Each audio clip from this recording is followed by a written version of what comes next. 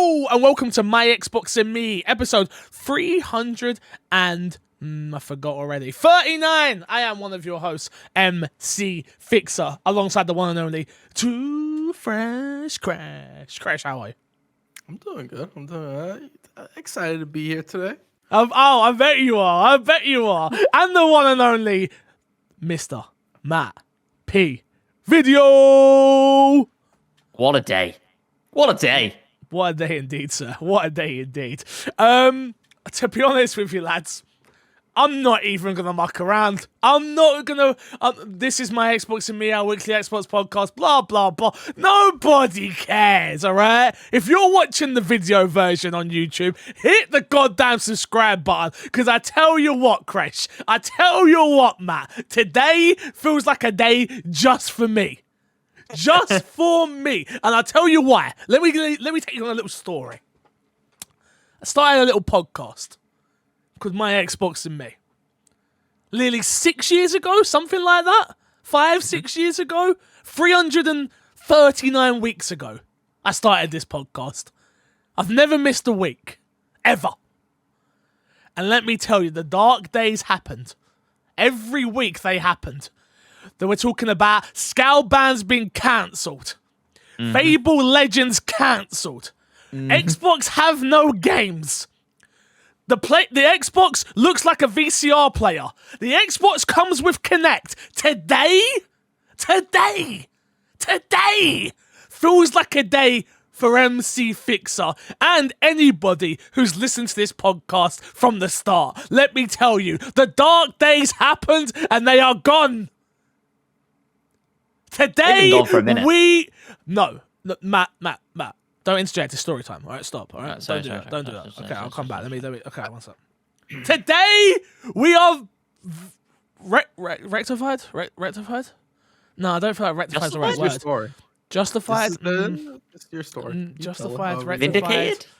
Vindicated! Don't give We him are words vindicated in our trust in our Lord and Savior, Phil Spencer.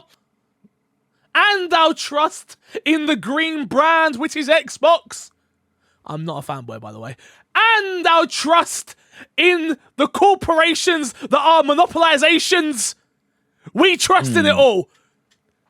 If you don't know what the hell it is I'm talking about, Xbox have bought Activision. Welcome to topic of the show this week, everybody. Mad. Guys,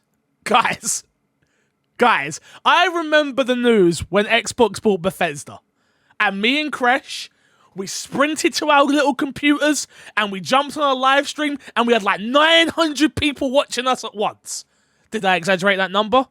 I don't remember. But how are you feeling, Crash?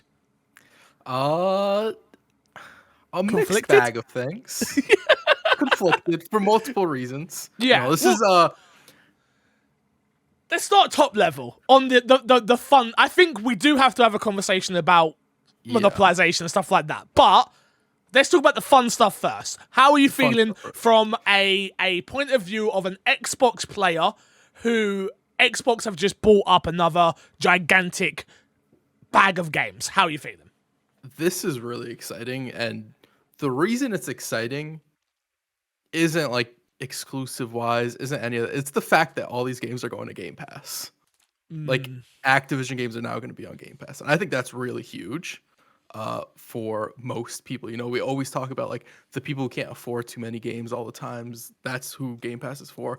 This is huge for those people. You laughed at me when I said Ubisoft was next. You laughed at me, didn't you? Both of you. You laughed at me. You laughed me out the building. But This isn't Ubisoft. no, it's bigger. It's bigger. Yeah, but It's bigger. it is bigger, but it's a different conversation. You want to know But why? it's bigger. You want to know why? It's a No, I different don't care about the whys, Crash. Yes, When okay, have I I'll- ever cared about the whys? Ever? You never care about the whys. When have I ever given a damn about the whys? No, why? Tell me why. Why? Because of the past year Activision's had. We're going to get into all that. I promise you, I'm this just is a saying. long podcast. This is a long podcast Yeah. about one topic, I feel like. Matt P, top level, how are you feeling from a PlayStation fanboy's point of view? Yeah, interesting way to put that question. Yeah, it's huge, right? And I think, we've been talking about it time and time again. If anybody's got deep enough pockets to do something like that, it's Xbox, it's Microsoft, and 70 billion, what is it, 68.9 billion, something mad like that. Basically 70 billion. Everybody's saying 70 billion. $70 billion to buy out Activision is the deepest pockets we will probably ever see. Maybe. I don't know. Is Ubisoft worth more than that? Surely not. No. Surely not. No. And so, but you know who is? EA? EA's worth 20 something billion. EA's Is worth 20 PlayStation? something. Yeah, I saw it earlier. Unless the information I was looking at was incorrect, I'm pretty sure their net worth is 20 billion. I'll double check it right now, but Yeah, a net worth is different to what somebody is willing to pay, which is different to That's what true. Microsoft may be willing to pay, right? Activision, But yeah. for Activision, their last net worth, because I was looking this up after this purchase happened, because this is kind of crazy. The last net worth I could find for Activision was 50 something billion, and they got bought for 67 point or whatever billion. Fair enough. Crazy. Fair enough. So, yeah, it's just mammoth news. Sorry. You're just for someone who's hopped on here doesn't understand the ramifications of what Xbox have just bought. Let's just go through it really fast on the top level. They've bought Call of Duty. They have bought Warcraft. They have bought Candy Crush. They have bought Tony Hawk. They have bought Diablo. They have bought Overwatch. They have bought Spyro. They have bought Hearthstone. They have bought Guitar Hero. They have bought Crash Bandicoot. They have bought StarCraft. And more. Yep. I forgot about StarCraft. Yeah. And more. Yeah. And don't forget about the studios as well. Sorry, what was that? Don't forget about the studios as well. Oh, Other than just IPs. From a studio point of view, they have now got Activision Publishing, Bethesda Entertainment, Beanox, Demonware, Digital Legends, High Moon Studios, Infinity Ward, King, Major League Gaming, Radical Entertainment, Raven Software, Sledgehammer Games, Toys for Bob, Treyarch, and every other team across Activision Blizzard. I think there's an important distinction to make here as well. When we're saying they've bought, this deal isn't scheduled to go through until June of 2023. Hey. I agree. Don't start raining on the parade yet. We're not there yet. We're not there yet. That part We're of it. not there yet. We're Like, not this is there. the We're high gonna note. get there. We're gonna get All right, there. all right. This conversation is so multi-layered and multi. I was gonna say flaccid. I don't think that's the right word. Faceted is what you Thank you very much. Thank you very Yeah, I got much. you. It is I got so. There's so much to go on here, but Yeah. I want to start the conversation on a high. I want Sure. to start the conversation on speculation between us when it comes to games. The other stuff we'll get to. We'll get to. I promise you we'll get there. First question has to be, do any of these games actually go exclusive? Crash?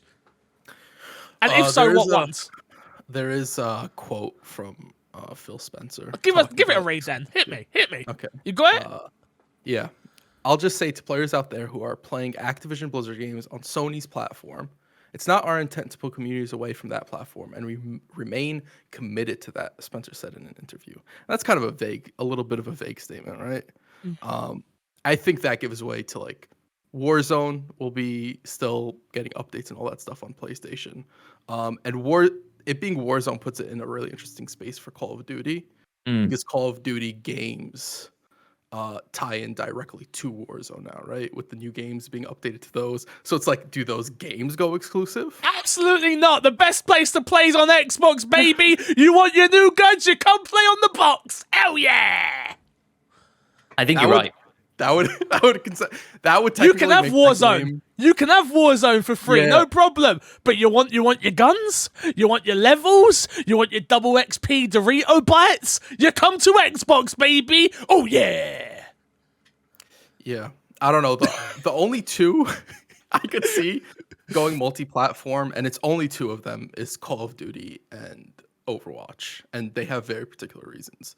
Call of Duty, microtransactions. I think they make a ton off microtransactions. I don't think they need to go multi-platform, but if there was an argument for them to be putting something multi-platform, Call of Duty. And then Overwatch, they make a lot of merchandising, which I don't think exclusivity would necessarily ruin that. And then there is the esports scene, which is really huge. And I don't know how, if you remove a portion of that market, how much that affects the esports scene. Gotcha. Yeah, I think the yeah. committed fan bases for those games are on PC, and I think obviously it's going to remain on PC. And I think we will see. I think you're right. Warzone won't leave PlayStation. No. Whether or not something else will come out from Call of Duty to replace Warzone, and that never comes to PlayStation, is a different question. That quote there talked about communities on Sony will keep everything that they have, essentially. That doesn't mean that they're going to get the new shit too, right? We saw this. We've seen this. We've seen it with Bethesda. We've seen this play out already. Yeah, exactly. It's the conversation of we promise we're the good guys and we won't take anything away from you. Yeah. That doesn't mean you're getting anything new. In the Xbox Wire post as well, they had a paragraph, and I'm paraphrasing because I can't remember it, but it was Activision makes games for many platforms, and we're going to try to keep doing that. And you could read that as to PlayStation, but I think the more obvious play is to read that as mobile gaming. And King, I just want to Crush. point out, they said a very similar thing with the Bethesda purchase as well. 100%. A lot of this stuff is very similar. They could have been talking about Fallout Shelter on mobile. Do you know what I mean? Like, and they've kept that going, and that will continue to go. And King are obviously going to continue to go.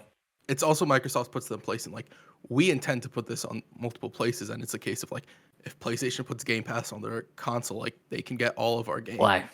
But PlayStation's not going to do that. It was a very similar sort of dialogue that was going out with Bethesda, right? 100%. I've got so many places I could drive this conversation. It scares me.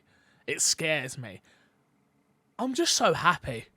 And okay, and I know people are going to be like, why are you so happy? Like, this is a weird thing about celebrating corporations, like culture and stuff like that. From an Xbox point of view, I'm very happy because I enjoy the platform and I enjoy talking about Xbox once a week. And this just gives us even more reasons to talk about Xbox in a positive light, which I didn't get to do for many years.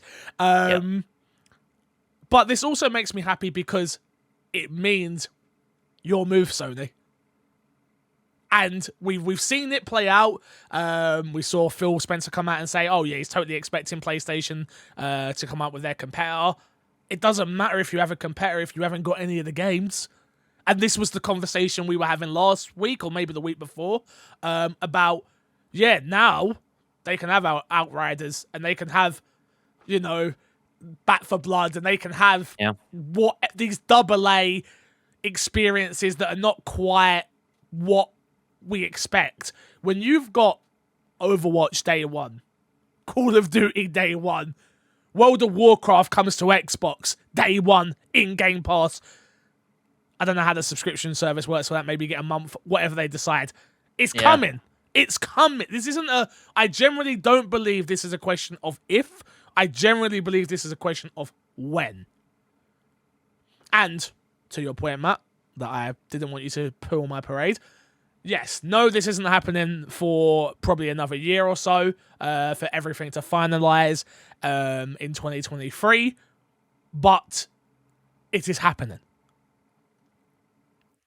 Well, not to poo on the parade more. Okay. But it is, like, I think they are very confident that this will happen. Xbox and Activision. It's coming out today and announcing it, they are very confident it will happen. But with an acquisition this big, like when Disney bought Fox, there is certain governments that get involved and say, is this a monopoly? And well, let's hold it there. Crash, is it a monopoly? No. Matt, is it a monopoly? No, but I don't necessarily think that means it'll be smooth sailing to get it pushed through. That's not the question I'm asking. The question's more, then no, it's not a monopoly yet, but it's getting very scary. I've got even me sitting there playing the role that I'm playing for this podcast right now. Even I was at Joe Grant's house today sorting out some stuff with him, and I saw the news and I got excited on Twitter, as some of you might have saw. And then I was like, oh, we're getting very close to big company getting way too big and big company having way too much control and big company controlling everything. And that worries me. I'm not a person usually that gives a crap about any of this stuff, honestly. When it comes to films with Disney, I was like, who cares? Because it's films. I couldn't care less. But I do understand gaming a little bit more because I've been doing it a little bit longer since I've been covering it. And as long as Xbox do not change the no. Let me be very careful because we're talking about Activision. Yeah. From not outside of Activision, Sure. like the good companies that do not have problems, long as Xbox do not change the culture of those companies, and they're still able to operate in a certain way, I think we'll be okay. Now, on the conversation of Activision and their culture, I think this is a big part of why this has happened, right? Yeah, I mean, I think if Activision was smooth sailing and all the stuff over the past year didn't happen, I don't think this sale happens. I don't think this deal gets struck. I agree. Right? Because like, Really? Yeah, I agree. no chance. Because like, Activision's been on a decline for the past year, and they haven't really had a moment where they've seen success. If you look at Call of Duty's at the worst point it's been. Yep. Even Activision Blizzard, which usually does really well for Activision, has been on the decline for a while. Even World of Warcraft is going downhill, and people generally dislike the company and the game as of right now. And it's just for good reason. Yeah. Oh, absolutely. Absolutely. A lot of not a lot of the reason. All the reasons are valid, right? Yeah. So if that wasn't the case, I don't think Activision makes enough money. They have enough investors. They do enough to not need Microsoft. And rich people are greedy. They probably like, we don't need to cut a deal with Microsoft. We can, in the long term, make more money. But right now, I feel like they're bleeding out, and they're like, what's the quickest way to stop the bleed in some sort of way? Make this deal with Microsoft. Microsoft approaches them for whatever reason, and this comes through. I think it's Xbox saying, look, you got problems, big problems, from top to bottom, from high to low, from male to female to non-binary person, from straight to gay. You need to change your culture, and you're not going to do it with the people here. And people are boycotting your games, and people don't like you. And unfortunately, for that gives Xbox the perfect way in. Yep. And whether that means Xbox's the biggest thing, because we're talking about it in a positive light, right? You could definitely spin this and turn this on a negative light and be like, why would you even want to buy a company like that? Why would you even want to invest in a company like that has all these problems? Xbox is first, forget the games, forget Call of Duty, forget Candy Crush, forget all of that. Number one thing is to get every single member of staff there feeling comfortable at work. Number one, feeling safe at work. Number two, and wanting to work for Activision again, which is now in turn for Microsoft. That's number one. That's the number one priority. Forget the games, forget game quality, forget what gets put out. It all has to come down to, okay, and this is how we're going to change all of these problems that you've been protesting and you've been boycotting and you've been vocal about on social media and to your higher ups. We are here to fix that. That is number one priority for Phil and everybody else who works at Xbox to go in and fix that. Obviously not Phil personally, but I'm sure they've got teams to deal with this sort of thing. That is number one thing they have to fix, right? Yeah, I kind of worry a little bit that sort of the public, at least from the consumer standpoint, they've been very vocal against Activision and everything. I kind of worry that Microsoft stepping in and buying Activision sort of dies that down a little bit, and sort of the public support for change in the game industry sort of goes away because there isn't this big target. You do have Ubisoft, who people get mad at, but I don't think it's as much of an argument as Activision's been having. You also have Riot, who's had their own fair share of issues, but I do feel like there's been a huge gathering of people around Activision.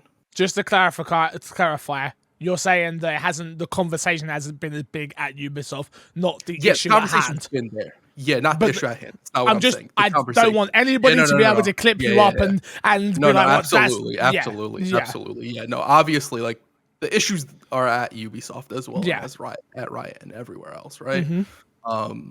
So my worry is that it won't get as much attention from the public as it has been getting. Because already I see people counting it off and writing it off like, oh, everything's going to be fixed now. Microsoft stepping in. which isn't the case. Which isn't the case. We understand that, right? Go on, Matt.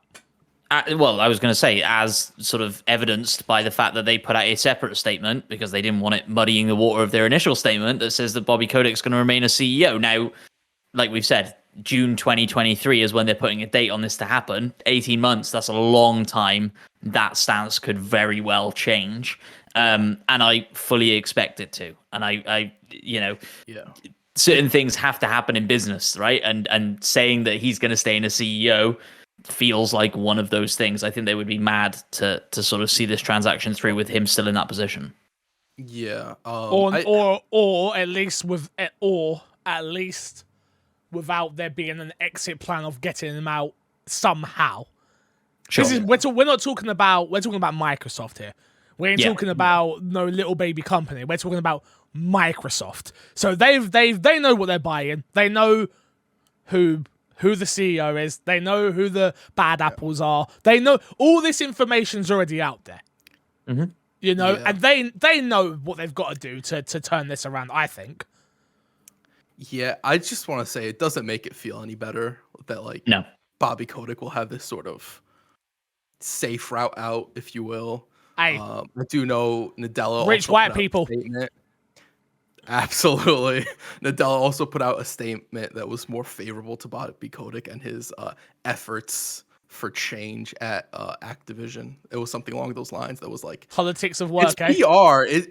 It's politics for sure. It's business politics, and I get it. But something about that still felt sour, and I feel like that needs to be addressed. And I see people all the time. I see people saying like, "Oh, you shouldn't mention it." Like, obviously, that's stuff that they have to do. I think you should still talk about it. 100%. I think it's relevant for us to still mention all that stuff. 100%. There could be, and again, we have no idea what goes on behind closed doors and stuff, but I wonder if there is if they had every intention of kicking Bobby Kotick out come June when they sign the deal, if they came out publicly and said that would tank the stock price. They couldn't. They couldn't, right? They couldn't it would tank the stock price. They bought this company they're trying to buy this company at a certain stock price value, and that's the last thing they want to do. And that could be even illegal, right? Like putting out news like that is speculative. It's impossible for them to come out and say because it would be defamation of character, number one, right? Because like they would be attacking his character as a person. What? I think you get away with it because you just say we're letting him go. Like he will not be acting CEO when we buy. They couldn't. They could. They absolutely could because that's not defamation of character. For me saying, I guarantee there's still a legal point from there. I think there would be because I think it would be an attack on the stock price.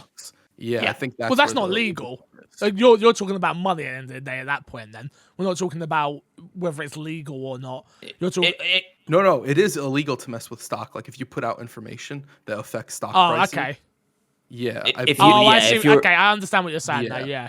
Got you. If you're a big enough fish and you can cause those sorts of dips and stuff, that is character. At all for them to say we're going to fire this person when we get because they're not slandering his name, they're not bringing up any charges or anything. They're like he's not going to be working at the company when they're under us. Interesting. Yeah. If they said because of the alleged sexual assault, even then I think they'd be alright because they'd be saying alleged. But it gets. I don't think the law works the way we think it does on YouTube. When I say Crash, say alleged. So we don't get attacked by people. Look, the point is they would never come out and say it, right? And yes, that was everybody's first question was what is happening with Bobby Kotick, right? And the truth is they can't answer that question other than to put out a statement, like you say, very clearly separate to the initial blog post, separate to the rest of the news that says he will be remaining as acting CEO. But 18 months is a long time. Anything could happen between now and then.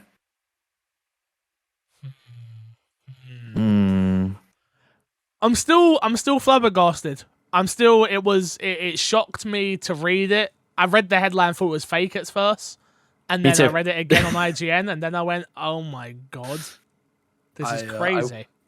I woke up to a text. I saw it, and I'm like, why is somebody sending me a meme right now? And I put my phone down and I was like, that's not true. And then I wake up and I see tweets. I see us getting mentioned on Twitter and stuff like that. I'm like, oh, this is real. This is like really real. From a game point of view though,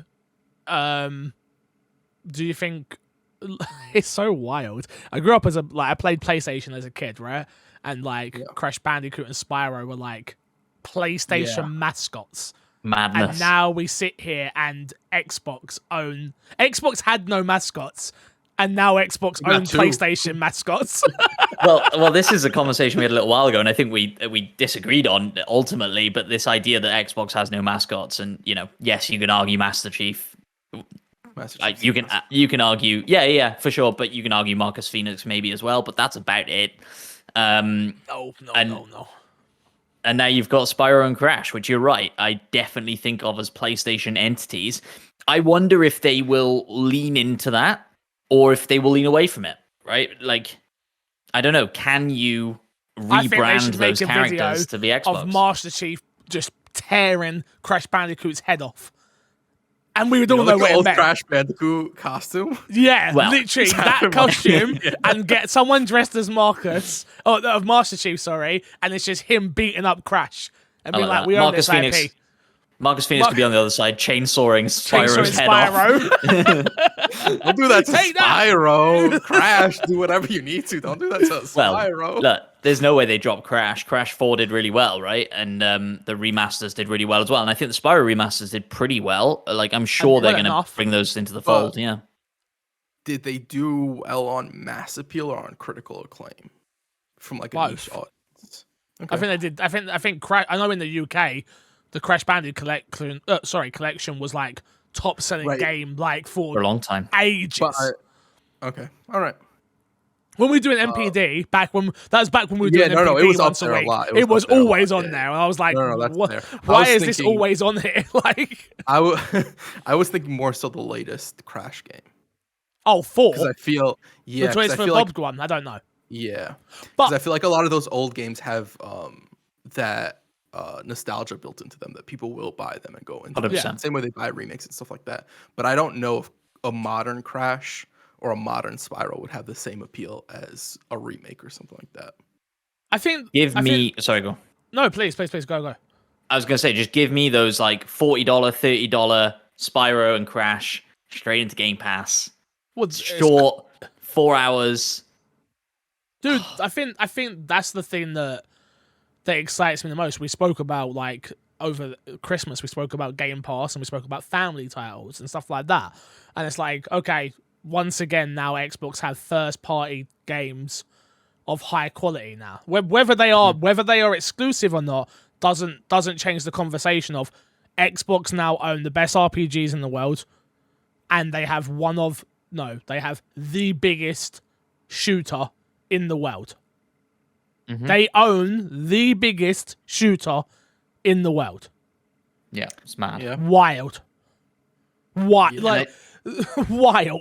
I think Call of Duty is on that other level. Like we always talk about, the super mainstream gamer is the person who plays Madden, FIFA, or Call of Duty, and that's their one game, right? We talk about games that print money, and we talk about GTA in that regard a lot. Yeah. Call of Duty's like right there with it. Like Call of Duty's not. It is. Far off. I think the interesting conversation now is, what do Xbox do with Call of Duty? Obviously, we've got Warzone, and we've got whatever. I think they'll do I think something else will be put in the works for a free-to-play Call of Duty, whatever the zeitgeist is going on right now. If they're doing flying games, there'll be a Call of Duty flying game. That's whatever the Battle Royale flavor is. Whenever that comes, Call of Duty are always going to be there, right? But I think what interests me the most now is, okay, we've got these Call of Duty campaigns.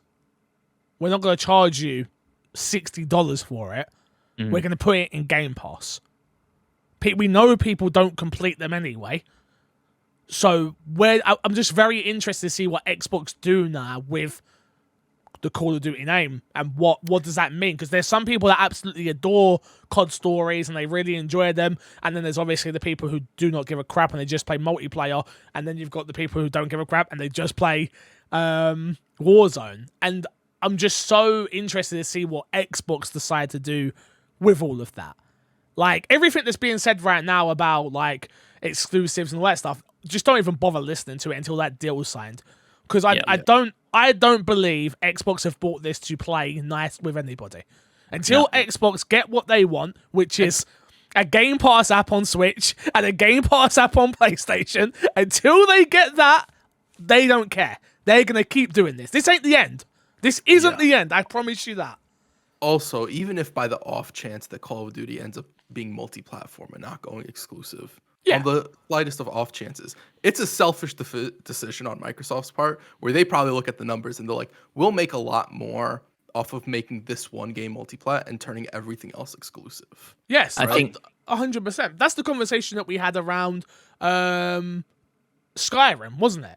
What they'll do is, and that's why I think we've already seen beforehand. We were speculating on something that hadn't set precedent. Now we have precedent set on another big company of like, look, we got to make our money back, but we're gonna do it our way. Yeah, I do think that Call of Duty still mixes up that conversation a little bit, not because of the amount of copies it sells, it's because of the microtransactions, and that is like a lot of money. I'm not saying like Microsoft makes so much money that might be irrelevant to them, but we also don't know how much Call of Duty makes out of microtransaction and how much of that comes from Sony, because that might be sort of a number that they're like, okay, we can do without that and make it exclusive. I still think it's that. I think they've redesigned the game though. Is my thing. It's like they're still gonna be. You're never gonna have Call of Duty exclusive, no matter what. So there's still gonna be some sort of Call of Duty on PlayStation, whatever the free to play COD thing is. I truly believe. You don't think so, Matt? I think in 5 years' time, it's a different conversation. I don't know if Warzone's still around in 5 years' time, or if it's been replaced by something else. I don't think it will be Warzone. I think it will be something else. I think then I don't think it's on PlayStation. But I think it is. I think the conversation depends on where Xbox is on the totem pole of platforms. If Xbox is ahead of Sony in terms of like public appeal, I don't think they will be. But if they are, then I don't think that it's multi-platform. I think 100% they go exclusive at that point. But if they're behind it, I could see them doing it as sort of like, oh, you can come over to Xbox and sort of being this sort of midway point to try and get people like, oh, here's this game, but like if you want all these guns and stuff like that, the game that comes with that is exclusive to our platform. That's what I think it's going to be. I think you're going to have the free to play COD, whatever, like I say, whatever it is, and then Call of Duty Marshmallow Man is going to be exclusive to Xbox, and you're going to be able to get new guns, and you're going to be able to get everything else. Oh, how the hell have you got that gun? That gun's so good. Oh yeah, it's on Xbox. What? And it's just the conversation change. Like, Mum, I need an Xbox. Why? You've got a PlayStation. But Call of Duty is exclusive to Xbox. And then I think Call of Duty is a big enough name for them to be able to twist the knife and say, no, you can't play it on PlayStation. Like, you need an Xbox. Or I agree. Game Pass on your PC or xCloud or whatever you want to do. Forget PC. Because the PC conversations are relevant. It's going to be on PC. Everything 100%. That we're talking about here 100%. is going to be on PC. I'm talking strictly PlayStation. And when I say COD, I'm talking about like everything else I think that goes exclusive. Yeah. Yeah, I agree. What I'm saying is, I think, as we were talking about, right, you've got those people who just play FIFA, who just play Madden, who just play Call of Duty. Those people will buy an Xbox if that's their only option to play this game, and they're not buying a PC. So twist the knife, get them.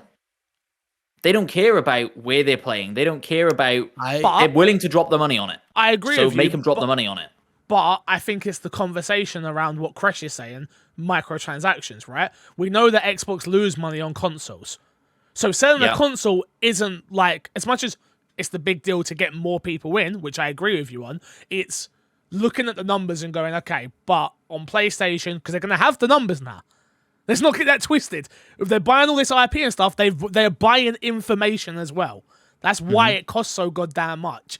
Like, they're going to be able to go, okay, well, they make this much over here on microtransactions on PlayStation. So as long as we feed that audience something, they're still going to buy skins. They're still going to buy other things on that free-to-play version of COD.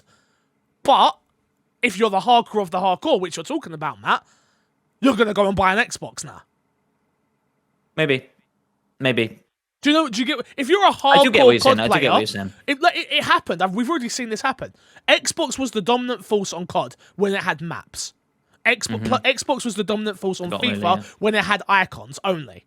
When they had the icon packs, FIFA was the biggest thing on the Xbox. When Xbox had the 30, I think 60 days, exclusive maps, Xbox was the dominant force. So I think all you've got to do then is go, you're not getting these guns. You're not getting this game. You're not getting this content. Like, but they need to still be seen as the good guys in saying, but we're not taking everything away from PlayStation. Do you get what I'm saying? It's how they stay face. It's how they stay face, which is, no, you're still getting the new free-to-play Call of Duty game. Of course you are. We would never do that to you. We're Xbox, where everyone is welcome and everybody can play. Oh, no. Oh, you want Call of Duty 2 dogs shooting a man? No, you can't have that. It's not happening. Dog shooting a man. I can't wait to play that game. Yeah, I think you're right. And if I was Xbox and they did this with Minecraft, as soon as you can, get a Halo skin in Call of Duty. No, I think what you do is, I think you put PlayStation over a barrel. You do what they did with Minecraft, which is to log in, you need an Xbox account. Oh. Yeah, you it won't can be Battle.net account. Achievements. It won't be a Call of Duty Battle.net account. That's what I'm saying. This is where the game the game has changed now from Xbox's front, which is all they want to do is put the logo in front of you as much as they bloody can. And I think it's going to be interesting. And again, I don't know what they're going to do. Again, I don't understand StarCraft. I've never played it before, so I don't even know what it is. If I'm being totally honest with you, it's a real-time strategy-based building game that is incredibly popular and Halo Wars. Yeah, okay. Yeah, it's Halo Wars before Halo Wars. Yeah, I don't like that. I could see coming to console. I don't know if World of Warcraft ever comes to console. It's coming, Crash. Stop it. I don't know. Like I don't know. Just think about how that would control on console. I just don't know. I could see it happening. With a mouse and keyboard. Like Final Fantasy. If it's on console, it has to be playable with a controller. I don't think you can make the argument that you have to play this game with mouse and keyboard. Why? Because it's a console. So? Guitar Hero can't be played with a controller? You can make an argument. Actually, I think it can. I think it can. I mean, that one with the actually come with like the real guitar. That can't be played with a controller. You know the difference? When you buy that, you have to buy it with the guitar. All right, package it. All you got to do is put it on the store saying it's a keyboard-only game. Okay. I guess. That's all you got. I don't see it happening. I don't. I didn't. I think they'll make it work for a controller. That's what I think. It's doable. I was gonna say it's doable because like even Final Fantasy 14 works on controller. Yeah, I think they will make it work on the controller. It's coming. No, Crash. I want to hear you say it. It's coming. It's coming. Crash, you don't want to say what? I think we'll see Final Fantasy on the Xbox before we see World of Warcraft, and that's not going to happen. Well, Final Fantasy was said to be they're working on a port for Final Fantasy to Xbox, but that got slowed down because of everything that was happening with Endwalker, and they're not selling any more copies right now. So who knows when that comes out? If that comes out at this point, wait, they stopped selling copies of Endwalker. We'll see. Well, not Endwalker, but the base game for Final Fantasy 14. Oh, okay. They did that a while ago, and they're still not selling the base game. Interesting. So, yeah. What do you guys think about Overwatch coming multi-platform? Only because it's already being developed for PlayStation. Has it got a release date? Well, it comes out this year. Ain't that this year? Supposed to come out this year, has no. Yeah, so that wouldn't even affect it. So yeah, it's going to come to PlayStation still. Yeah. Overwatch 3 won't. I don't think that Overwatch is surviving too. Yeah, I think you're right. But yeah, I think Overwatch is such a weird one for me. Where like I know it's big, but it seems like maybe I'm wrong, and you can correct me if I'm wrong. But it seems like the audience is super sour on that game at the moment. Yeah, because it hasn't had any content in the last time. but that's my point. Where like they're gonna put out this 2 game, and I think like people are gonna be like, we just don't care anymore. And like, yeah, it's got the esports scene and stuff, but for how much longer? We all know like it moves like the wind, right? Like well, when they had the esports scene and they were regularly putting out content, it was pretty successful. I think the problem is they stopped putting out content. And if they do put out an Overwatch 2, I don't see them doing Overwatch 3 because that drought of a content again could really, really kill the franchise. It's kind of in a similar situation, in my opinion, to where Destiny was, where Destiny went from Destiny 1 to Destiny 2, and they sort of had to start everything all over again. Yeah. If they don't nail it with Overwatch, Overwatch 2, I think that franchise is just gone. And if they do nail it, I think it's too risky for them. And not to say that they won't, because they absolutely could, but I would think it would be too risky for them to go for an Overwatch 3. I think they could maybe make it a bit more of a priority because it has that esports space, and they don't really have anything playing in that space apart from Halo. And I don't know how much that's being adopted by esports. Stop. Slow down. You're talking out your ass. They have Call of Duty now. You're talking out your ass. Oh no. Let's stop. Now. You're talking out your ass as well. Yeah, Gears has got an esports scene. It does have an esports scene. Not like Overwatch. That's but not a lot of wait. First of all, not a lot of. No one's like Overwatch. Exactly. The only And that's argument my you can point. make is probably like League of Legends. COD. Yeah. Well, definitely League of Legends, COD. And COD maybe, but that was my point. Is that Overwatch does have its own vibrant esports scene when it's going, and I think maybe Xbox would want to capitalize on that in a space where they're not as dominant. And so maybe they keep it going through that. But I think you're right. If Overwatch 2 still lands this year, they just play that by ear. They got 6 months after the fact before the deal goes through, and then they decide what they're going to do with it, if anything. And it wouldn't surprise me if we never see an Overwatch 3 and if it's never talked about much after the fact. I'm interested for new IP now, if I'm being honest with you. Yeah. Like, that's the thing that's got me super excited. Toys, like, I really enjoyed Crash 4 of what I played of it. Oops, sorry about that. Of what I played for it. Like, to see what Toys for Bob can do, like, on its own family-type adventure game, in Game Pass, smaller budget, 10 hours long, 15 hours long.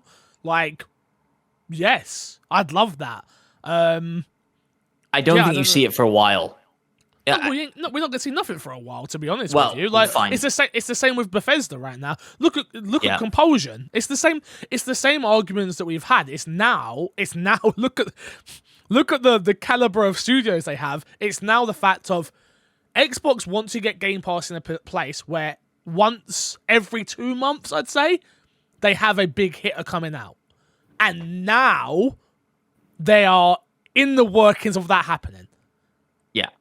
And I would even say once a month, right? But what I was going to say is you don't drop 70 billion to then go, oh yeah, make a lot of stuff nobody knows about. Because that mainstream gamer only cares about Call of Duty, doesn't give a fuck about a new IP, they care about Call of Duty. So they're not going to say, oh yeah, make something different. No, make Call of Duty. No, I'm not talking about just COD, though. I'm talking about the other studios.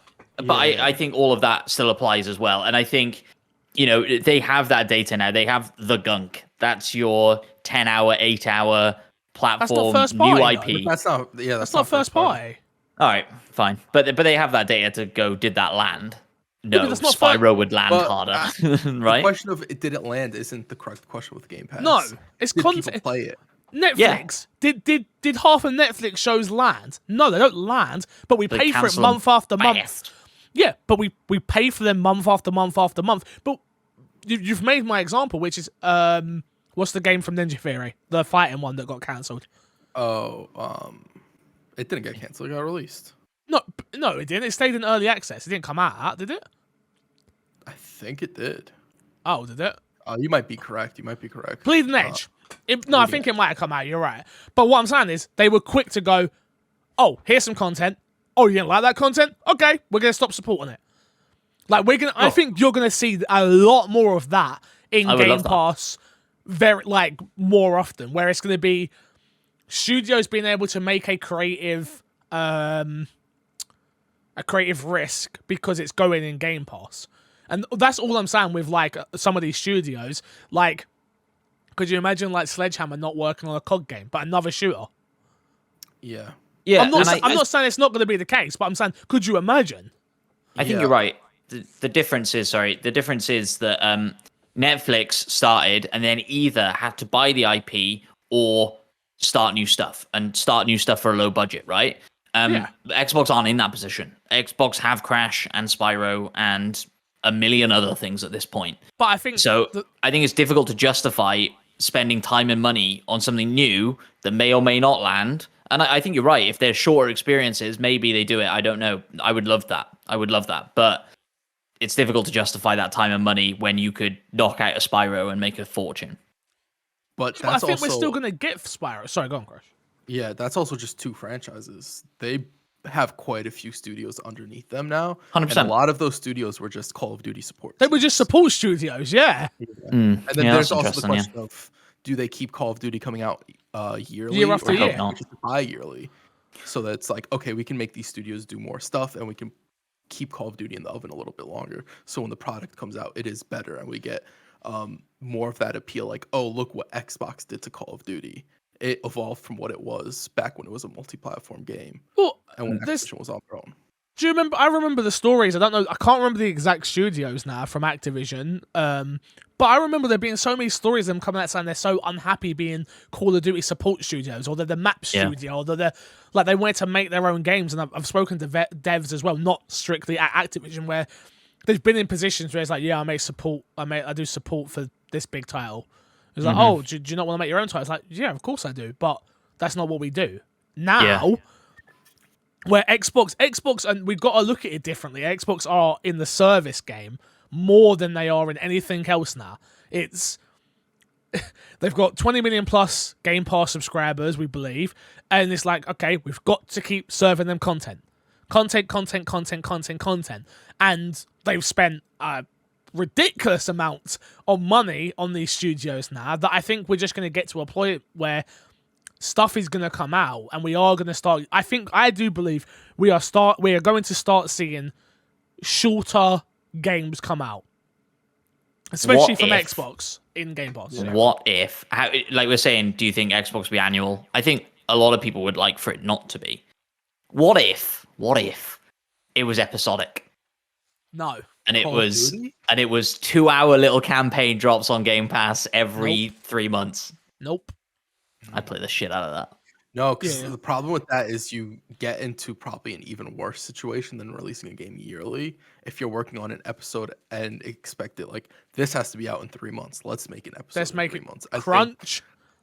I think you get in a worse situation than we have to put a game out in a year. Where it's like you can cut out a whole bunch of content and release a shorter game that technically doesn't even fit whatever. Like, a year of Call of Duty could be a 7-hour campaign. Yep. And that would be what? 6 months of 6 months worth of content for what you would want. I'm not saying it's a good idea. I'm not saying I'd even necessarily enjoy it. Thought of it. I get it. I'm just saying they realistically could though put out shorter Call of Duty experiences, not every 3 months, but like if they want to do a yearly release for Call of Duty and just like have it be a shorter campaign experience, 4 hours, guns and a multiplayer attached to it, I think they could do that. I think we've already seen Call of Duty adapt as well, right? Like they've separated the multiplayer from. You look at the Warzone start screen. It's Warzone, multiplayer, single player. It's very much like, and I think that's going to continue. I don't know how that's going to continue. I don't know how we're going to see it all crack out now. But I'm interested. I would not be surprised if they do a Halo and they make it free to play multiplayer. For COD? And just and split the campaign from it, and then they just go, your multiplayer is free on Xbox. I think having the multiplayer in Game Pass is a huge boost to Game Pass. COD? Like Halo, for COD, not for Halo. For COD, I think like COD's multiplayer is big enough. You have to remember, like, Halo's been on a downward decline. Sure. Yeah, so them going free to play was like a big, huge announcement for them. Don't get me wrong, Call of Duty going. No, but it hasn't. You're not. We're not. That's when we say Call of Duty done bad. It still sold 20 million copies. Of course, it's not the same, but public perception and people actually still buying and playing the game are different, right? Yeah, fair.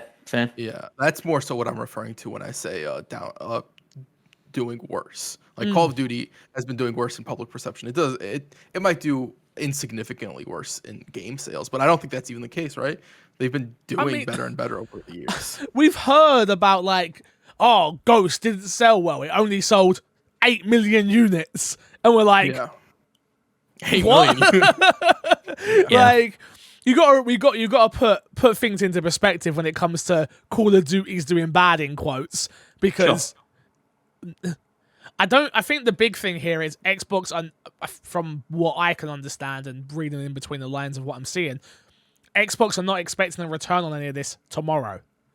Yeah. This is a long play for owning the TV. I think this is all a play for owning the TV for when Azure, streaming, all that stuff is perfect. And now, at the end of the day, they have got Bethesda and all of their IP. They will hopefully have Activision and all of their IP. And it just opens up a question and so many questions of who's next and what is next, and what do we see happening next for Xbox now? And I don't know. I don't know any of these answers. Anything is possible now. Anything is possible. Like when they bought Bethesda, and we were having similar conversations, and I was like, I'll never be surprised again. And I was very surprised today, because this is a different level. And yeah, who knows? Like an EA, a Ubisoft, they are now up for grabs. Like I would believe it now. Mad. Yeah, they are, but also at the same time, you still have to remember the circumstances Activision was in. Right? Yeah, I sure. think if you take it out of that, then you start removing this, like, why Activision was bought. Because you have to remember, like, a big thing about this has been people talking about, like, oh, well, what's going on with everybody at Activision? What's going on with Bobby Kotick? That's been the question for this since this got announced. That's been one of the main points. People saying, oh, well, Activision's good now, or people saying, like, well, what are they doing? That's been a revolving idea. Like, the same thing would happen at Ubisoft, so you have an argument for Ubisoft, sure. But I don't think EA has those same sort of issues, at least. No, they haven't really had stories like that come out for EA, right? Not from what I know. No, not to the level of a Ubisoft or an Activision or a Riot. No. And Ubisoft is in a peculiar case where they do get tax write-offs from the French government for being a studio over there, right? So that's an argument of, like, they won't want to sell because of the tax write-off, right? Potentially. What I was going to say is when you're talking $70 billion, right? Which I think we all agreed they wouldn't pay for an EA or a Ubisoft. No. But maybe they'd be willing to pay over the odds for an EA or Ubisoft, and it's difficult to turn down a hell of a lot of money. Like, I don't think they need Ubisoft, if I'm being honest. I think the relationship's already there for EA, where, like, stuff's already close enough to Game Pass. They don't really need to own it. And making EA a first-party studio makes no sense to their business model. FIFA has to be a global game. Madden has to be a global game. Like the other Battlefield, you can make exclusive and stuff like that, but they're big hitters that make them all their money. This goes back to the conversation Chris was having. The reason EA is successful is because of microtransactions in FIFA and other games like that, right? That doesn't work just on Xbox, because then you're making a risky play for, is the customer going to come? And that's never a position you want to be in. Is if. At the moment, it's guaranteed. So, but I do think it's a weird one, right? Because I do think EA is the next pillar in what they don't have, which is sports titles. Yeah. They now have everything, literally everything else. They've got the best racer. They've got the best third-person cover-based shooter. They've got one of the best first-person shooters. They've got the best RPGs. What am I missing? They've got real-time strategy with StarCraft now. Like, that needs a bit of a reboot. It needs a bit of a reinvigoration, but it has the ability to cover it for sure. They got Age of Empires as well. So. Even for that, like, imagine a Halo Wars StarCraft mix mash game. Come on now, huge, right? Come on. There's a lot of different routes they could go for it. Even like we've talked about Killer Instinct and guest characters. Now there's a whole nother list of guest characters they could do.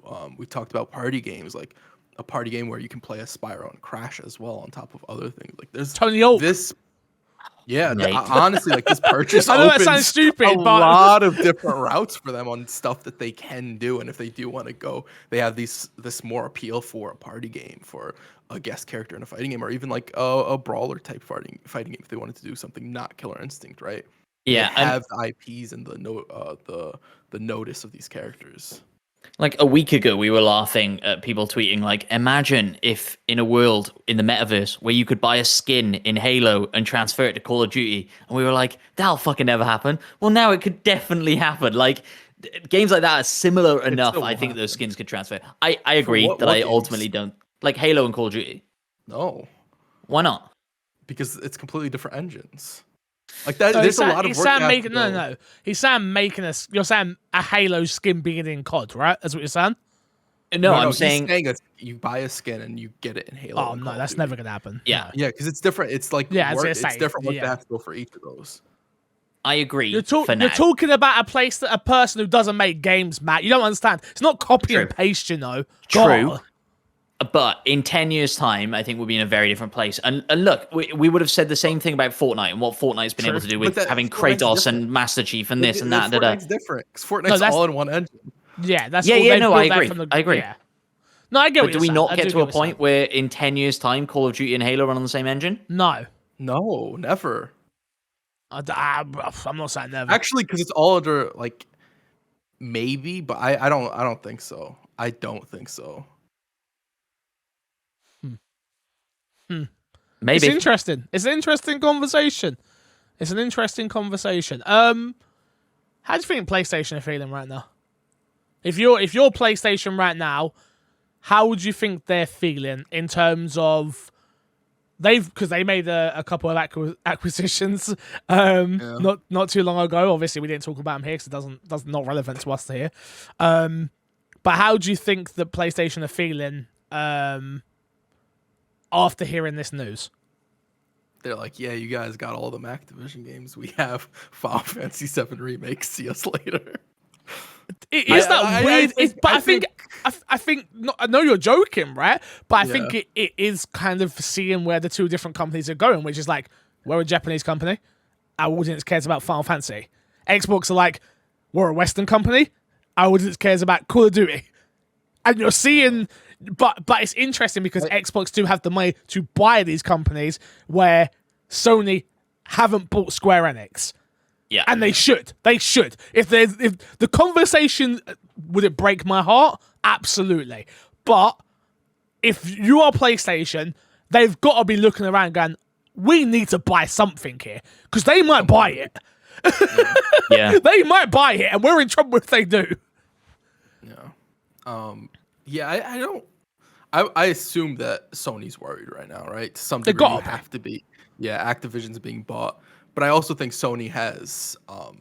They have plans. I'm sure that their plans. They're looking at this and like, we do need to buy something. We do need to look at some sort of statement or whatever trailer we can release or something like that. I'm sure they're working on something, but I don't think there's anything Sony can do at the moment right now, right? I saw a great parody Sony account that tweeted something along the lines of, we stand against workplace harassment and therefore we will never work with Activision ever again. That. Yeah, I did see it's like, I really enjoyed that. And other ones tweeting like, all we have left is Spider-Man. And like, what a world in which we live, where your Nintendo machine is your Mario box and your Sony machine is your Final Fantasy Marvel box. Yeah, it's getting crazy. Getting crazy. They have more than that. I'm being facetious, but No, but you're not. You're not really, because let's think about it, right? Okay, Last of Us is Last of Us. Well, you got one more game out of that from a story place. You've got one more game out of that. Uncharted is done. So, but Naughty Dog are kind of no, I'm Golden not Goose status, right? the Golden Goose status until everyone has a stinker. Well, Everybody has a stinker. Wait. Naughty Dog already had 2 stinkers in Crash Bandicoot and Jack and Daxter. So how dare they don't you? own that anymore. That's How dare you? How dare you, sir? No, but you get what I'm saying. Like, what I'm trying to say. Yeah, Yes, yeah. I agree with you. Uncharted. Naughty Dog, amazing. Sony Santa Monica now. You've got to put them up there in god tier status of 100%. games, right? With what they've done. Insomniac. Insomniac, of course, Spider-Man and Sunset Overdrive, and again, Ratchet. but I wouldn't put those in god tier though. Just so we're aware, like I don't put Really? Insomniac up there in god tier. No, Really? That'd be at A tier, not god tier. Okay, that's fair. S tier, No, God tier, S tier. No, no. No. Same Devil May Cry. Get out of it. Think about it. Yeah, well, it don't matter anyway. But what I'm trying to say is, they've got to be, as much as they are becoming an exclusive box. Yeah. That's kind of what they I are. meant, And that is. I know exactly what you're trying to say. That is what they are becoming, and I know that's how I use it. But that is what they are becoming in the industry, which is we have these really, really good first party games, but that can only keep you going for so long. I just want to point out, like, Nintendo's been living that life for a long time. It's different. Yeah, it's different. I don't think Nintendo it's are that different, man. They're built different, bro. I think Nintendo are built different. I think it's different a little bit like, because they don't play in the same space. They don't try to compete. The Switch is not competing with the PS5 and Xbox. Agree. Okay. I think you got to think about it. Yeah, look at Nintendo and what they sell, in terms of how many copies of games they sell. Mario Kart 19 million, Mario Party 8 million. Like, I don't know what PlayStation games are selling like that. They're not. I don't think there's many games selling to that degree. You know what I mean? Like, I feel like people, they buy a PlayStation and a Switch. They buy an Xbox and a Switch. And I think it's a big ask for people to buy an Xbox, a PlayStation, and a Switch. To have two exclusive machines. Maybe Switch, maybe people start giving a fuck about Mario all of a sudden. I just don't see it happening. They've been caring about that guy for many years, before I was even born. So I think they're going to keep caring. Yeah. I think Microsoft was really smart in the decision that, like, Sony's making now on putting their games on PC. Way back when they did, because I think that helped them stay relevant for so long. It's so funny because, like, a lot of fanboys now are looking at Sony and they're like, you guys are doing what we did forever ago, when those same fanboys hated when Microsoft did it. Yep. But it's like, it's a needed change to happen, right? Because a PC's the middle ground. I hated it. Yeah. I was very upset. I was very angry, and I was very upset. What was the need for me to buy this next console? There's absolutely no reason. Blah, blah, blah, blah, blah. I was that guy. Let's not get it twisted. That was me. And now look at me. I don't even turn on my Series X. For shame. I know. But I've got two great co-hosts who turn theirs on all the time. Hey, Gresh absolutely. only got an S. And we cover the gambit, mate. We cover the Xbox ecosystem. That's what it's all about. That's what we do here at my Xbox. We are the biggest Xbox shills in the world. That's the goal of this, right? That's the goal. I've lost what I was going to say now. We need somebody who only plays on XCloud now. Their job is only to play games on XCloud. If you want to be a part of the podcast, you are not allowed to play on PC or on console with us. If we're playing crossplay, you have to use what is it called when you send it over? Remote play. You have to use remote play with your phone to play games with us if you want to be part of my Xbox and me. That's the rules. I respect it. What I was going to say is this surely now as well makes whatever Sony's, PlayStation's Game Pass equivalent is going to be, that thing has to be so cheap. That thing has to be so dirt cheap, especially if they're not going to do day one exclusives, which I don't think they will. They're going to rely heavily on PS1 and PS2 games. And PS3 games. That's what they're going to rely on. Watch. If Sony decides to go the expensive route, that's kind of good for Microsoft. Of course. Then they could warrant a price increase for themselves, right? Well, it's coming. Look at all these games we have. I told you, right? But I told you it was coming. An easier pill to swallow at that point, right? Crash. Well, it's gonna increase in price no matter what. Netflix just put their price up. They did. Netflix does that every year. Shout out to my Uncle Michael. He pays for the Netflix. Shout out to him. He's a real one. He's a real one. Work. He's doing the God's work out here. We have that in our family where, like, somebody pays for Spotify, somebody else pays for Netflix, somebody else. Baby. And I'm the Game Pass guy. Hey. Your dad's just like, hey, can I get on this? Can I get 100%. on this? Like, what? 100%. What the hell is going on here? Yeah, no, I pay for Disney Plus and Amazon. My aunt pays for Sky, and I use her Sky Go, and my uncle pays for Netflix. Yeah. Oh, and my aunt gives me Apple Music. Yeah, baby. There is no Game Pass family, is there? To pay extra for like a few accounts to be on there. I don't They need to do that. They need to do No, that. disagree. Why? Because they've already seen the backlash of what happens with family sharing. They don't need that again. And that was just bad messaging. Yeah, but it doesn't matter. I don't even think it's that.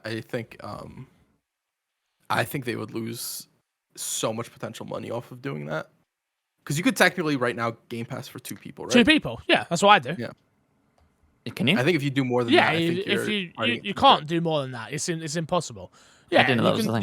you can because you can game share, can't you? Yeah, you set Hypothetically speaking, allegedly, you could do this. Yeah. Allegedly. We need to chat offline. But yes, I think it makes whatever Sony is planning so hard to justify. I think at this point, I'm sure they got to kick themselves. They go back to the drawing board in some sort of way. Do you think? Do you think it's a big enough deal for that? I mean, not maybe. I don't think it's like a complete restructure, but I do think it's either messaging or a slight price adjustment. I don't think they're going to go super far from whatever price they already had planned. Who'd they buy? Yeah. If they buy somebody. Or whoever it is. They buy a big studio or like any studio. Who's left? Who's left for big? 2K, EA, Square Enix. I think Square Enix would probably be like their biggest. It's got to be Square. If it's anybody, it's got to be Square. Like outside of Final Fantasy, what else does Square do? Avengers. Yeah, funny. Tomb Raider. Okay.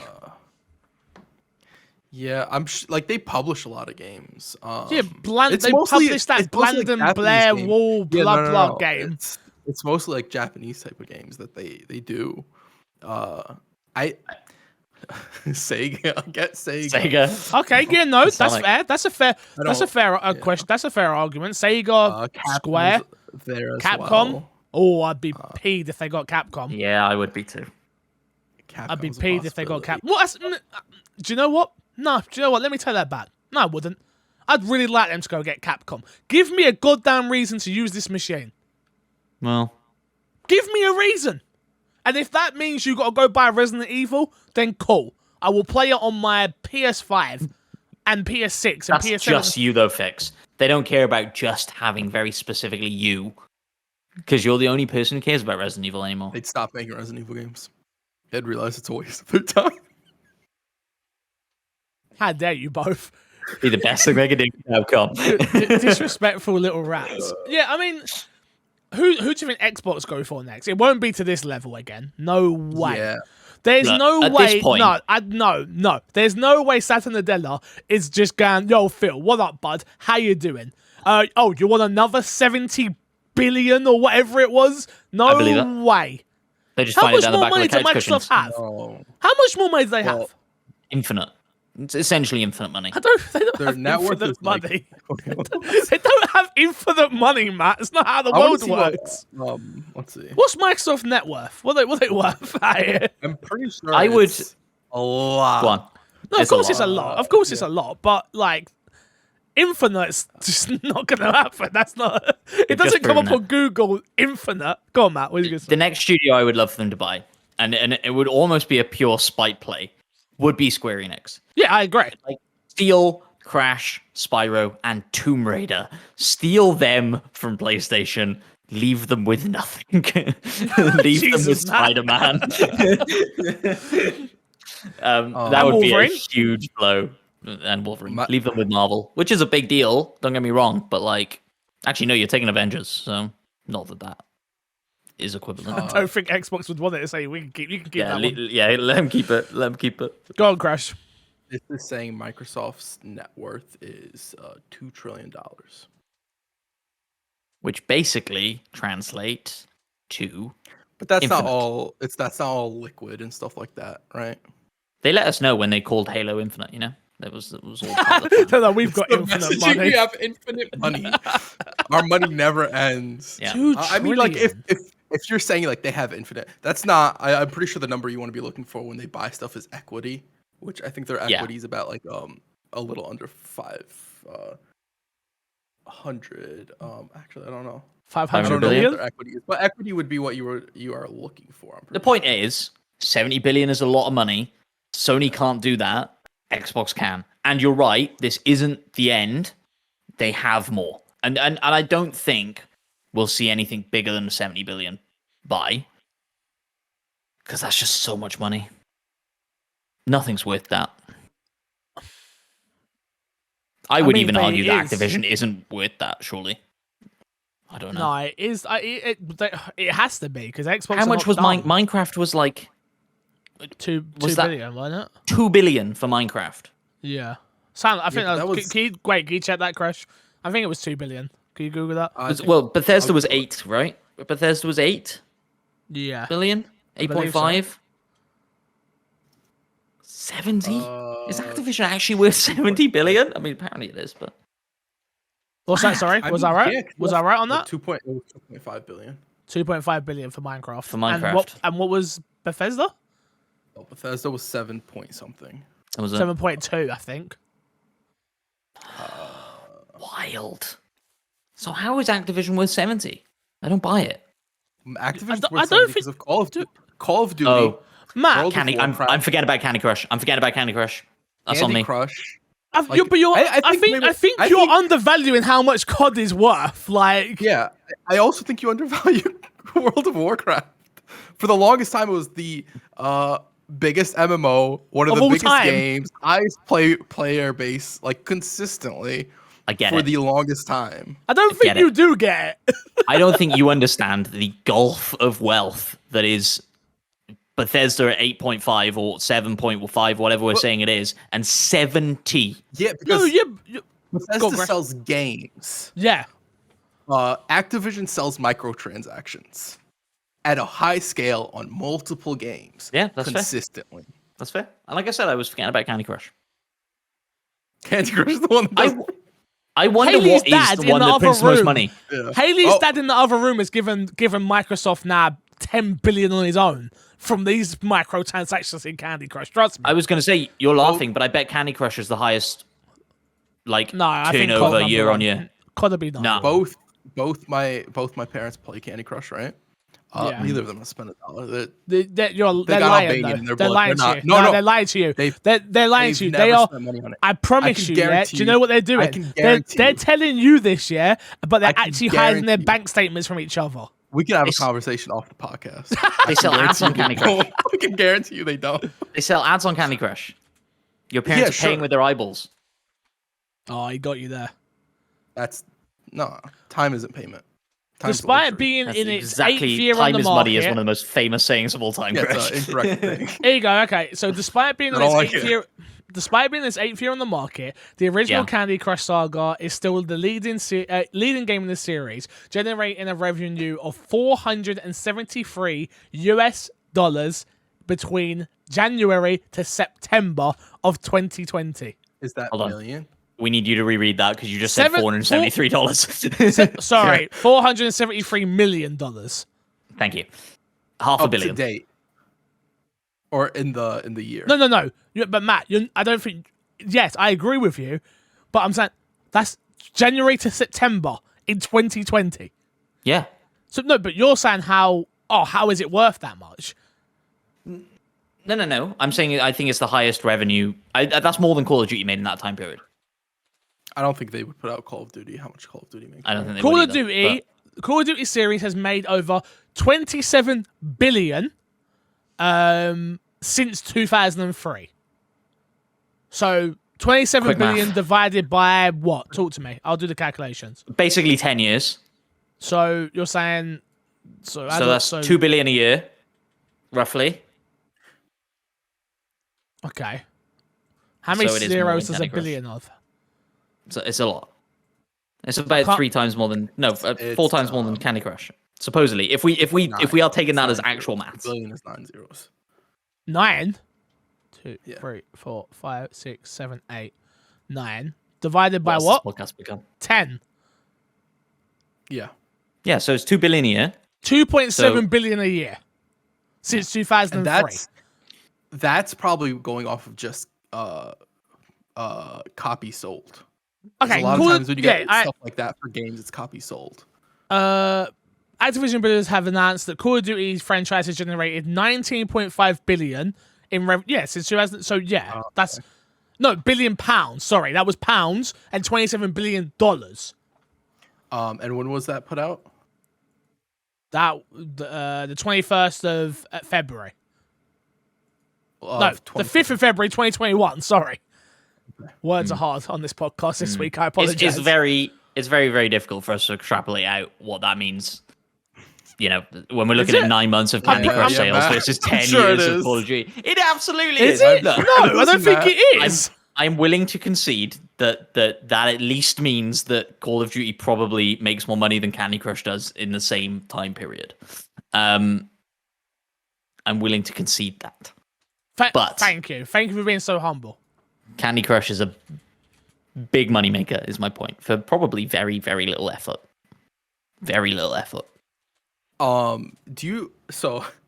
Activision Blizzard net revenue exceeded $8 billion in just 2020.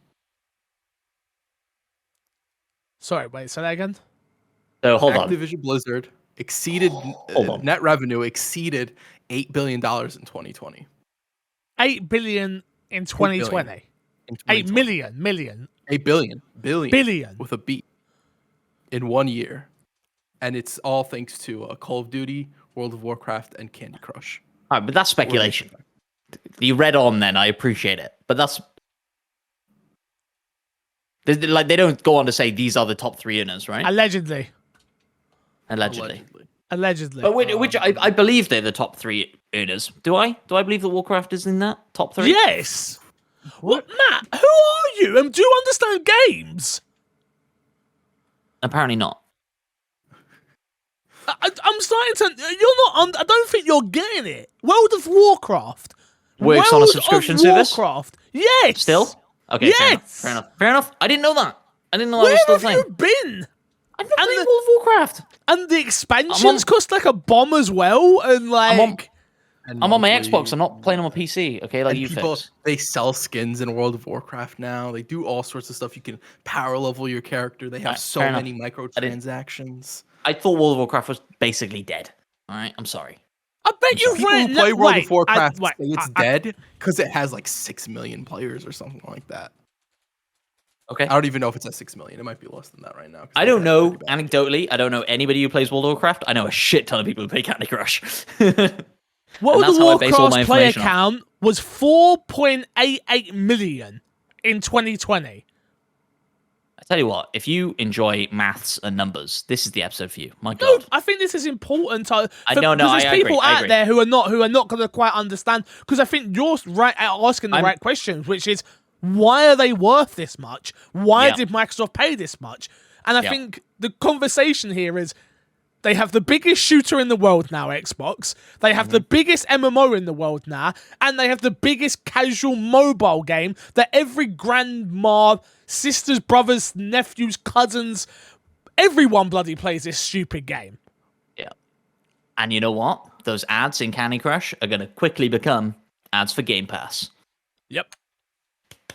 I don't think they will, actually. Probably not. Because they're not selling ad space that way, are they? If they do that. I'm sure they'll have like the occasional ad, but it's not going to be all Game Pass. Yeah, no, I was being But if you have Game Pass, you'll probably get some free lives in Candy Crush. Oh, fuck yeah! Damn, I'll get my girlfriend on board. She's been looking over at the Game Pass wall for a long time. She went to go buy something on the PlayStation the other day, and I was like, "Just Google if it's on Game Pass," and she was like, "Yeah, it is." There you go. Put your card away. Put your card away. Put your card away, babe. I'm treating you to some Game Pass. Yeah, exactly. Yeah. $1 a month, baby. Is there anything else we need to add on this? We've done the numbers. We've given our opinion. We've voiced our concerns for obviously the problems that are at the studio. Please go. Yeah, go on. The only other thing I was going to say, and you mentioned it really early on, so we're backtracking a long way. Yeah, that's you talk fine. about Disney and the Fox acquisition and stuff. Yeah, and the monopoly. There was an interesting thing when Corona hit where there's a very old law that says Disney cannot open cinemas because that is controlling the product and the distribution, and that is considered a monopoly. And they were looking at getting rid of that law during COVID because cinemas were like, dying. no longer a viable business model, Yeah. right? And they're talking about putting stuff out on demand and yada yada. And the cinema landscape in the past 12 months, 18 months has changed drastically because of that. Microsoft essentially started by building the cinema. They built the Xbox, and now all of a sudden own a lot of the production as well. Yeah, we're talking about this like monopoly could be a dangerous thing. There are laws in place to stop Disney doing almost exactly this. And so I don't think the same laws apply though for no, they games. don't. They don't. Not right to be now, clear, but those laws don't apply. But what Matt's saying is that could be something to look into. But the argument would be that they don't only make the games that they make aren't only available on their platform. They have that's PC. You could argue PC is their platform as well. Microsoft. That's an argument you'd have to make. Yeah, they've got. Yeah, but there's Apple. There's competition out there though. Apple's a different iOS, and a lot of their games don't run on Apple. That's not. You ain't playing Halo on a Mac. Are you? System. Oh, they are through Game Pass. Game X Cloud, stream it, bad boy. Oh, okay, yeah. They've got a workaround. That's an argument for it as well. They've got a workaround as well. You also have the argument that people already make games for the platform as well, and there's that would be a debate, and I'm sure Microsoft would put in so much money to like. Oh, 100%. Even if that was the outcome, they would delay it for like 10 or 15 years every time. Oh, the lawyers on this one, they're getting paid bank. Let me tell you. Yeah. They're getting paid bank. They're getting the real money. They could turn around and go, well, we've offered PlayStation the games on their platform. All they have to do is put this app on their console and let people stream it through there. Yeah. They've decided not to do that, and therefore it's not our fault. Yeah. They could argue that side, and I'm sure they will. Why don't we be lawyers? We can make a lot of money. Also, if I'm not blind. if this were to happen, like that was a Daredevil joke. I enjoyed it. Thank you. Let's put the hypothetical that if this were to happen, and now companies that own consoles can't also make and sell games, what's the point of Xbox and PlayStation? Oh yeah, you can't put the genie back in the bottle. You're absolutely right that this has gone on too long. Yeah, no, you're right. You can't put the genie back in the bottle. But who knows? So we want PlayStation to buy Square Enix. We want Xbox to buy Capcom, and EA can stay third party, and so can Ubisoft. Sure. Yep. No one can afford Take-Two, I guess. Here's what I'll say. Here's what I will say. If Ubisoft has no intention of changing, and somebody like if Microsoft or Sony were to buy them, in terms of like their structure internally. What do you mean by changing their culture or the culture? Yeah. Okay. The culture, and if Sony or Microsoft were to buy them, and that would cause the change to happen, I'm absolutely down for whoever wants to buy Ubisoft. Buy Ubisoft. 100%. Oh no, that was. I think it's more a case of you hit the nail on the head with like, oh no, they get tax breaks, and someone over there is making too much money. It's scary how much money they're probably making over there, especially with this whole free-to-play initiative and stuff like that. Let's wait, watch that fail, and then do some more effed up crap, and people start walking out. Then maybe we'll see what happens. Like, it's sad that you even that wasn't a joke. Maybe the tone didn't tell, but that wasn't a joke. It was like we've spoken about it here. The only reason this has happened is because of what they got caught doing. Simple. And that is effed up the fact that it took that to make something happen. Do you know what I mean? Yeah. Like, the only reason we're going to see change in Activision is because a $1 trillion company came in and bought it, and we don't know, are going to clean house and change the culture of the entire studio from top to bottom. Yeah. But only time will tell. We don't know. Very quickly as well, we've answered a lot of the questions already this week in Fixer's Sack. Do we want to go in? I think we just give everybody a shout out. I think we've answered them all. If we've answered them all, no thanks. Yeah, there's no point. Top list. With Activision acquisition, do you think Xbox will make the games multi-platform or exclusive? We already answered that. Mr. Mitch, after today's announcement, who's next? Square, Capcom, EA?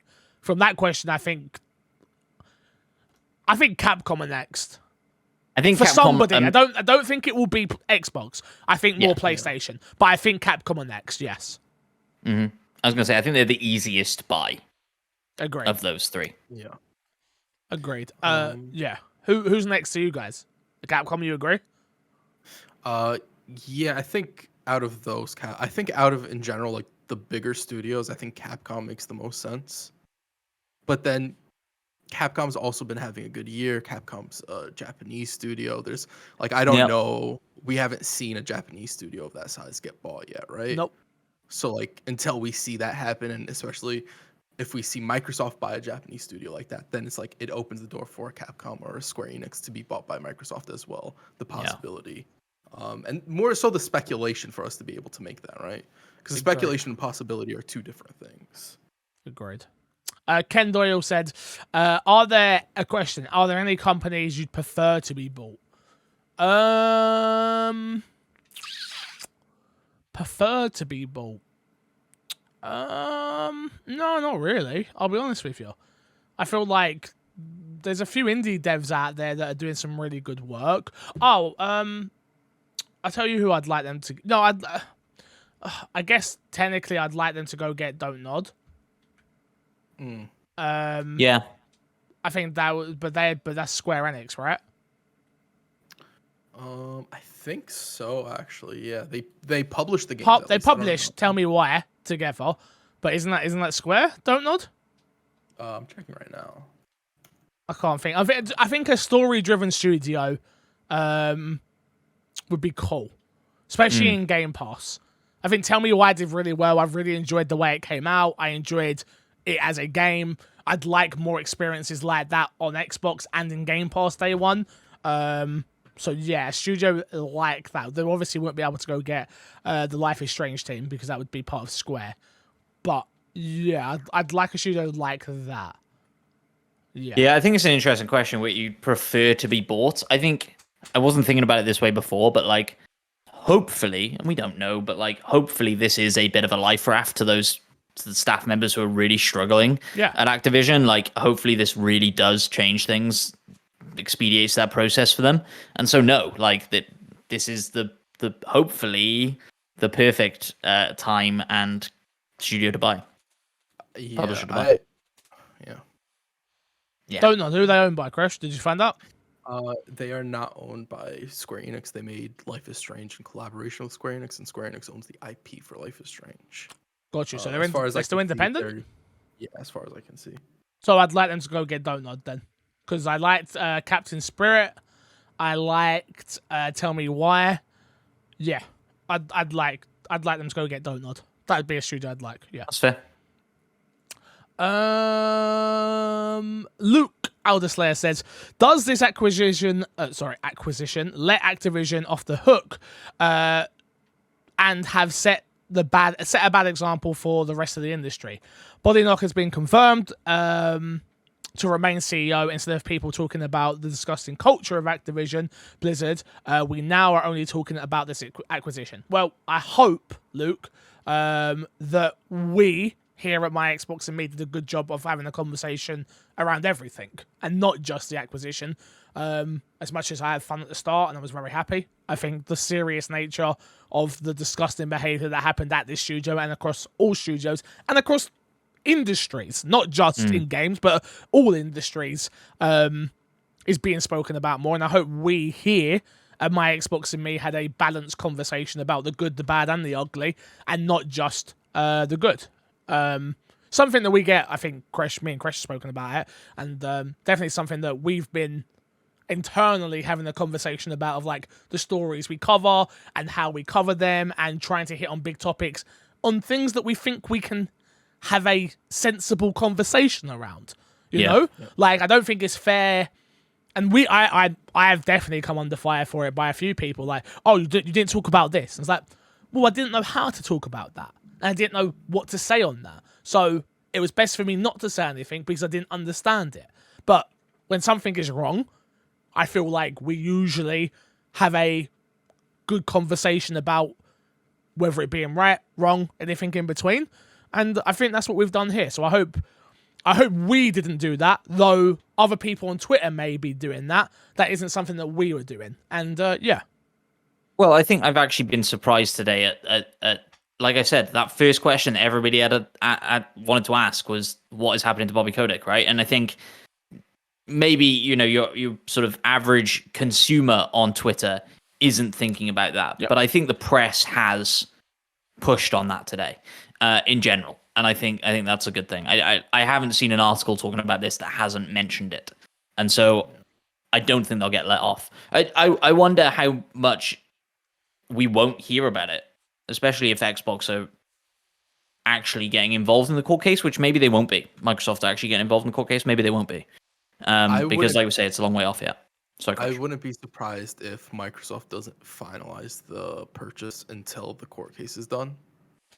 Because I don't know if they'd want anything to do with them while that's going on. Because that also looks bad for Microsoft at the time. Or if there's a clause in there of no matter how it goes, right, wrong, or anything in between, they can get rid of Bobby. As long as they can get rid of... whether the court of law sees this man innocent doesn't matter at this point. It doesn't. Unfortunately, I'm saying unfortunately because I don't like the public opinion of people to be tarnished before the court has said that they have been caught in wrongdoing.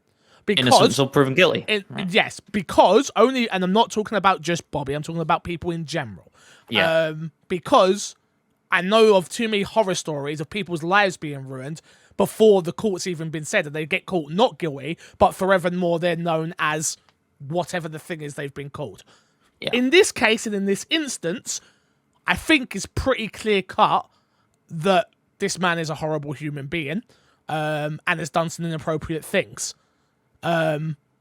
So obviously I think Xbox will want, whether the court finds him not guilty or whatever the case may be, I think Xbox will know the ins and outs of this and will be like, yeah, you're gone no matter what, mate. Surely. Yeah. And if that doesn't happen, hold us accountable to have this conversation again in a year's time. 100%. Because we'll still be here, and it's our job as, bloody hell, Xbox influencers, I guess, because, bro, this news broke and my Twitter blew up.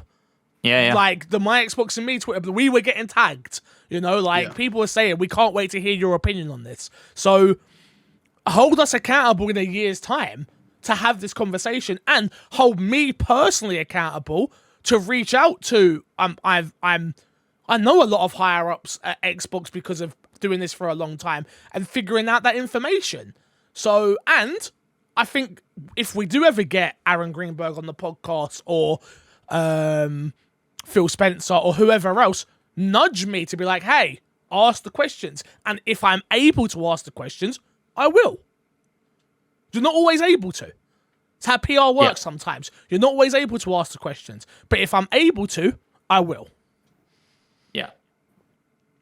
And the last one here from Top Left, who says, did Xbox just win this generation? Do you think this acquisition will see the rise in price of Game Pass Ultimate? Did Xbox just win this generation? No. This generation is down. Winning a generation comes down to how many consoles are sold. Though that may not matter in the grand scheme of things because you make a lot on consoles.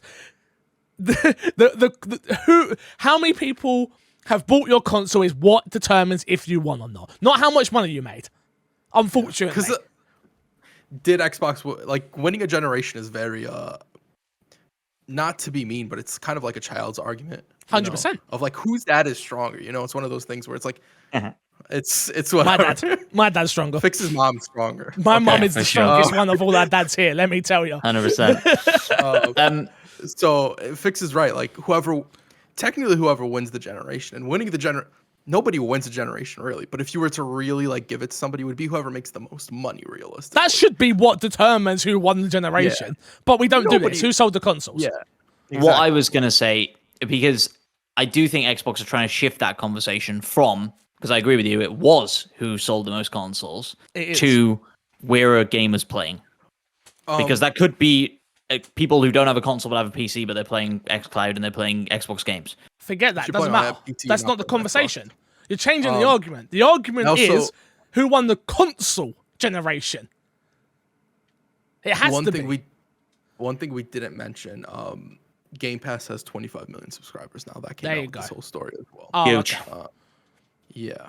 So I was saying at 20 least- million. that Game Pass subscriptions are equivalent to console sales. They're not. They're not. No.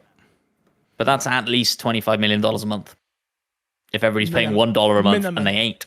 And they ain't. They ain't, indeed. But I think we've already talked about this as well. Do we see the price of Game Pass rising? Yes. It's coming. I don't think it comes happen for a while. next year. Not yet. No. The question is, do you think it? Yes. Any It'll rise at service some that adds more value. Do you think it happens will before go the up in value. acquisition? No. No. So 18 months. Next June. I think 3 years from now. Yeah, next Right. June the earliest, but even realistically, then I don't think it happens at that point. They don't win They don't raise Game Pass until they see what PlayStation's doing. PlayStation are going to announce something this year, we believe, in what they're doing. And if PlayStation go in this tier system, even more so, we ain't going to see them move. Yeah, I agree. It's working. We've gone from a conversation of, I remember when it hit 10 million. I remember when it come out in not a news thing, in a earnings call, they hit 18 million. Then we heard it was 20 million. Now Chris is telling me, I haven't read this information, it's 25 million. Like, It's legit. not that I don't believe Crash, but I'm just saying I haven't seen the news story yet. So right now they don't need to raise the price. They need to get people so intrinsically into paying for this service that when more value is added, they go, oh, it's only an extra $5. It's an extra $3. Mm-hmm. That's fine. That's got to be the conversation. It's only an extra insert amount here. Do you think that the longer Game Pass goes and the more people get accustomed to not paying for the Call of Duties and the Overwatches and the whatnot and the Gears of Wars, Halos, everything, do you think the less they associate those games with a $60 price tag and the more they view it with just the Game Pass price? Yes. So do you think then at a certain point that argument makes it harder that it's just $5 more? I think I'm talking about it from a marketing point of view, though. Do you know what I mean? Like, I'm not talking about. I get what you're saying. I think Xbox don't want you to think about it. They don't want you to think about them coming into your bank account, sneaking in, and taking $15, right? So I don't think the game sales are ever going to go away either, though. So No. I don't know. It's a hard one. We also know, like, stories have come out about how even if a game's on Game Pass, it still sells on that console, even with people who have Game Pass at the time, right? So that's which is wild. indicator. Which is wild. Yeah. Yeah. Confuses me. Confuses me. I mean, if you want to support the game, That's not why people are doing it. They're just dumb. I'm sorry. I said it. I said it. I think the majority of people are doing it are dumb. I'm said sure it. He there are said some it. people It was who- him. He said it. I didn't say it. It was him up there. He said it. Fixed, Maybe- Fixed did say it. Maybe No. some people are concerned about the idea of Game Pass going away and then losing the ability to play that game, but I or think some people leaving already Game think Pass. are gonna quote unquote kill gaming. Well, Can't kill it if you own it. Let's go, Xbox. we're in too deep now. Ooh, that's a fucking bar. Quote me. Well, that was all the Wild. questions. We're not going to do what's in our box. We're not going to do news this week because this podcast is already an hour and 39 minutes long. But thank you all for watching. I hope you guys enjoyed. Big news has obviously dropped this week. We are very excited that we've recorded today and we were able to talk about it in a timely manner. Thank you all for watching, as always. Yeah, I know it doesn't come out till Friday, but still. Let's plug and get ourselves out of here. Crash, what you got to plug? My Xbox and Me Twitter account, the YouTube account, everything my Xbox and Me. I want to see the follower counts. I want to see subscribers. I want to see all that stuff go up. And if it doesn't come up, I'm going to come on this podcast next week. I'm going to yell at Fix because it's his fault. Wow. Oh, well, that's not good. Matt, what you got to plug? Well, we haven't talked about what we've been playing this week, but we can allude to the fact that we've been playing Rainbow Six Extraction this week. And by the time you're watching this, our review will be live on the YouTube channel. So you should go check that out because we can't say whether or not that game's good or not, but we've been playing it and we're going to talk about it. So there. He's right. Yeah, definitely go to youtube.com/myxboxandme. We will have a Rainbow Six Extraction review up. Did I say it wrong? That's wrong. That sounds wrong. Did I say it wrong? No, you didn't say it wrong. Okay, good. Did I say it wrong? Fix was making sure he said the right word. I was. Sure, That's exactly 100%. why I was saying it. Yeah, he wasn't like correcting I you. get it. I get it. Extraction review. It will be out. Yeah. We are trying to review more games here on My Xbox and Me. We should have some gameplay up, as well as hopefully a little let's play should be live, as well as there should be a little bit of content out there for you guys to check out. We are still in the mix of figuring out our plan for early February in terms of adding value to the Patreon and having the My Xbox and Me tier. I did ask the boys about doing a Game of the Year exclusive episode, but with all games, we haven't decided if we're going to do it or not. But I think there may be one exclusive Patreon My Xbox and Me episode up on Patreon, hopefully by the end of the month, but we'll figure it out and see if we can do that. But yeah, keep being amazing. Thank you all for watching. Keep tagging us. And until next time, we will love you, leave you, and see you all later. Goodbye. Fine. What? That's my line. I thought you were going to say goodbye. I was ready to say goodbye. Bye.